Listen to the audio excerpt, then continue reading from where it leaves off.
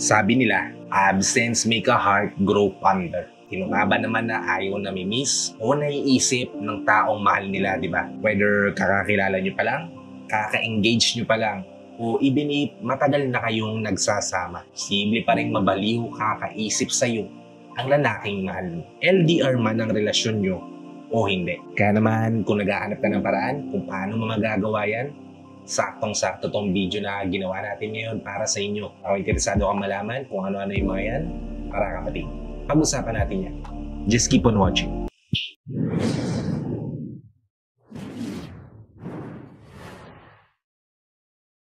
Hi, I'm Dario Pino. At ito, ang 7 simpleng paraan para mabaliw sa'yo kakaisip ang mga lalaki. Kaya kung bago ka pa lang dito sa channel ko, please consider liking this video.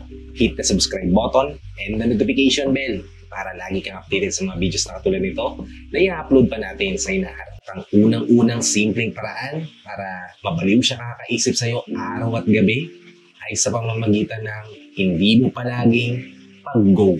Siyempre, mahal mo kapag ka nag-text siya kagad sa'yo o nagparamdam siya kagad sa'yo o tumawag siya sa'yo o nag-video call siya sa'yo. Agad-agad mo yung sasagutin, di ba? Kapag ginagawa mo yung kapatid, hindi mo binibigyan ng chance yung partner mo na ma-miss ka niya. Kaya hanggat maaari, hanggat nakakaya mo kapatid, gawan mo ng paraan o pilitin mo na hindi kagad mag-reply sa kanya o sagutin kagad yung tawag niya right away. Hayaan mo siyang ma-miss ka. Kung mong iparamdam sa kanya na lagi kang available at lagi kang go with the flow. Dahil kapag ginawa mo yan kapatid, masasanay at masasanay siya na ganyan lagi ang gagawin mo sa kanya. Kaya kapag ikaw naman talaga ay sobrang busy o hindi mo talaga masasagot yung call niya, magtatampo siya, magagalit siya, posibleng maging cause pa ng hindi nyo pagkakaintindihan. Kaya para ma-miss ka talaga niya ng sobra, araw at gabi, kailangan may paramdam mo sa kanya na hindi lang siya ang mundong ginagalawan mo. Hindi lang siya ang taong kailangan mong asikasuhin at isipin. Hindi lang sa kanya umiikot ang mundo mo para alam niya na alam mo kung ano yung halaga mo. At alam niya na alam mo na hindi ka basta-bastang babae. Make sure kapatid na hindi ka palaging on the go. O palaging agad magre-reply o sasagot sa calls and texts niya para maramdaman niya yung sobrang pagkamis at pangulila sa'yo. Okay, proceed tayo sa ikalawa. Which is, paramdam mo sa kanya na the best siya. Alam niyo naman siguro girls, kung ano yung bagay na gustong naririnig ng mga kalalakihan mula sa inyo. Di ba? Yan yung mga papuri nyo at pagpaparamdam nyo sa amin na we are the best. We are your heroes. Iba kasi talaga ang impact niyan para sa aming mga kalalakihan. Iba talaga ang dating niya sa pagkatao namin, lalong-lalo na kapag nakikita namin na proud kayo sa amin.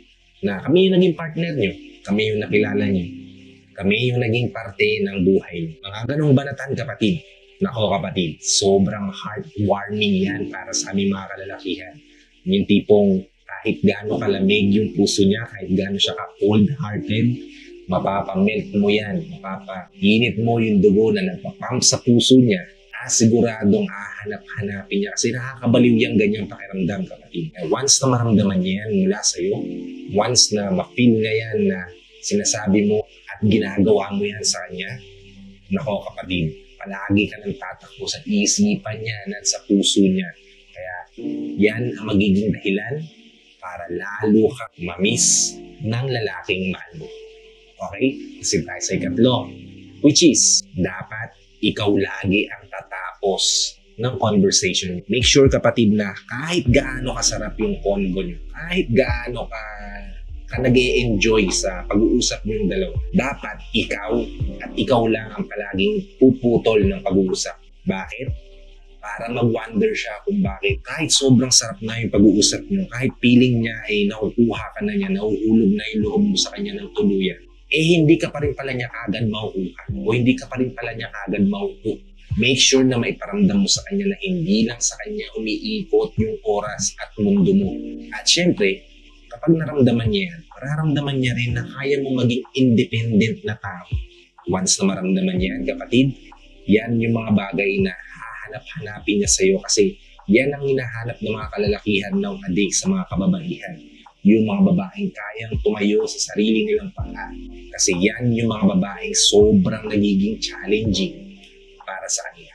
Okay? Kasi tayo sa ika-4, which is kailangan magbigay ka ng tatak o impact sa kanya. Kapatid, let me ask you a question.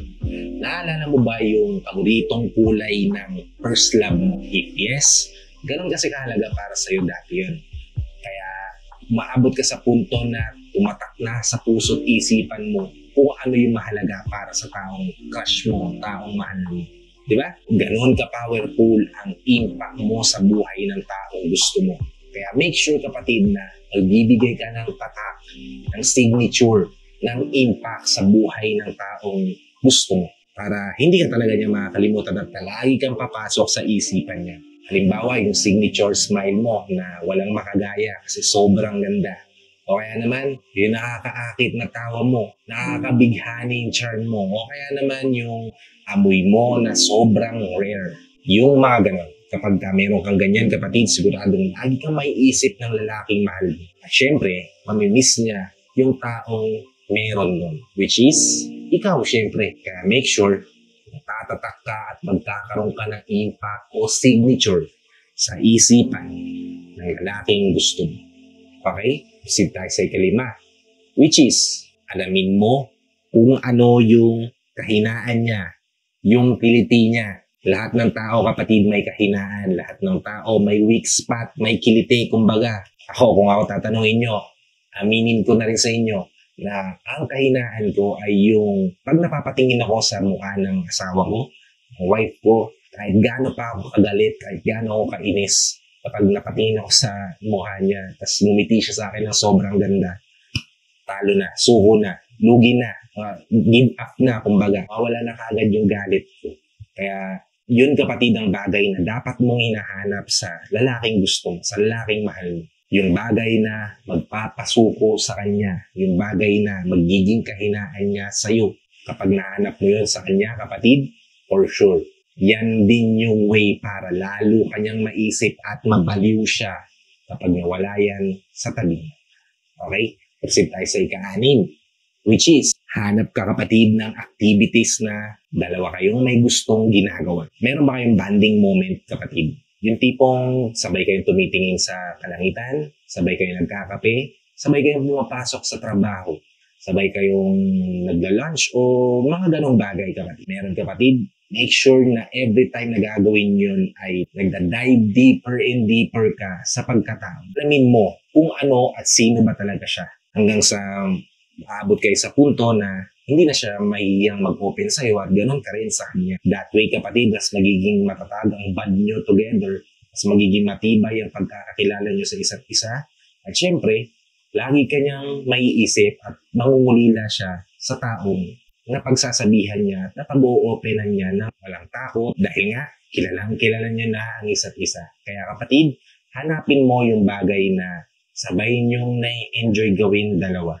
At doon, kilalanin nyo ng gusto ang isa't isa para mas maging matibay at matatag din ang inyong pagsasama. As well as kapag nawala yan sa tabi niya, siguradong mamimiss ka niya araw at gabi ng sobra-sobra.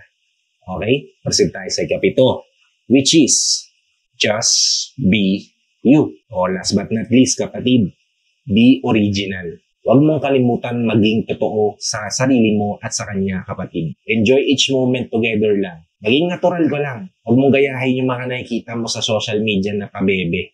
Kasi yan, kapatid, ang tatatak sa isipan ng taong gusto mo, ng taong mahal mo, ng lalaking pinag-aalayan mo ng oras at panahon. Yung uniqueness mo na hindi kayang i-imitate ng iba. Kaya, be you lang, kapatid. Enjoy mo lang yung company nyo ng magkasama. Dahil kapag nakagawa kayo ng moment na naging natural para sa inyong dalawa, umatak sa puso't isipan yung dalawa, sigurado ko kapatid na kapag dumaan sa isipan niya yon or alala niya yung moment, lugar o panahon na nagkita kayong dalawa, may isip ka niya at mababaliw siya sa kakaisip sa taong nakasama niya rito. Kaya naman kapatid, be you. Enjoy being who you are. Let your true self shine, kumbaga. At yun kapatid, ang magiging way mo para lalo siyang mabaliw kakaisip sa taong minahal niya, which is ikaw. Kapatid, kahit alam mo na tong 7 tips na to, importante pa rin na alam mo kung paano mag-isip ang lalaking pinili mo, ang lalaking mahal mo. Sobrang needed mo yan dahil mas magiging epektibo ang 7 tips na to kung totoong kilala mo yung buo niyang pagkatao. Kaya naman, make sure na mas mag-dive deeper ka kung sino talaga siya, kung sino talaga yung taong pinili mo. At sigurado ako kapatid, kapag ka nagawa mo yan, mas iisipin at mas mamiss ka niya. Hindi lang araw at gabi, kundi 24/7. So yun lang. Maraming salamat sa panonood. Kung nagustuhan niyo yung video na ginawa natin ngayon, mag-iwan po tayo ng like.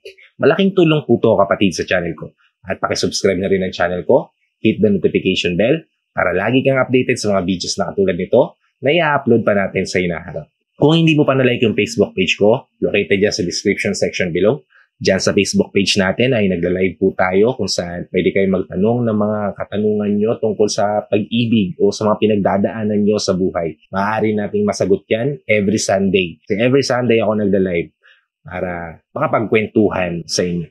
Kaya please follow my Facebook page which is located ulit sa description section below. So ayun lang mga kapatid. Maraming salamat ulit sa panonood. And I will see you on my next vlog. Ingat ka dyan palagi kapatid ha. God bless. Peace. Whenever your heart is broken, don't ever forget you're golden.